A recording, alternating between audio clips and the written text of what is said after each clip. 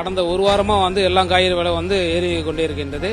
அதை விட இன்னைக்கு வந்து அதிக விலையில் வந்து விற்பனை ஆகின்றது. அதாவது நமக்கு வந்து 7000 டன் காய்கறி தேவை, ஆனால் இங்கே வந்ததே வந்து வெறும் 4000 டன் காய்கறி தான் வந்திருக்கு. இதனால தான் இந்த விலை ஏறதுக்கு காரணமே.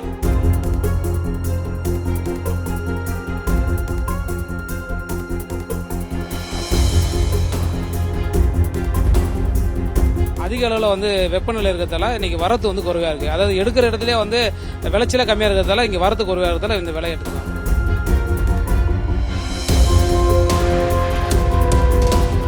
கோயம்பேடு சிறுமொத்த காய்கறி வியாபார சங்கத்தின் தலைவர் SS முத்துக்குமார்.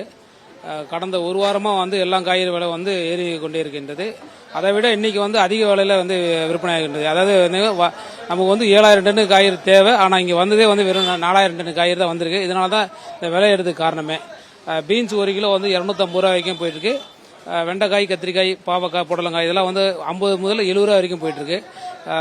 கேரட் வந்து இன்னைக்கு வந்து ஊட்டி கேரட் 50லேருந்து 60 ரூபா வரைக்கும் போயிருக்கு. பீட்ரூட் வந்து 50 ரூபாலேருந்து 40 ரூபாய்க்கு போயிருக்கு. அதே மாதிரி பச்சை மிளகாய் 70 80 ரூபா போயிருக்கு. இஞ்சி வந்து 130 ரூபா வரைக்கும் போயிட்டுருக்கு.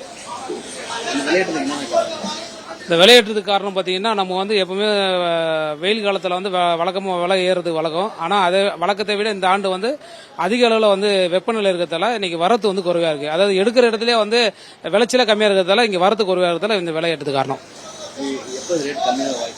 இன்னும் இந்த மாதம் முழுவதும் வந்து இந்த விலையை குறையுதுக்கான வாய்ப்பு குறைவு தான்.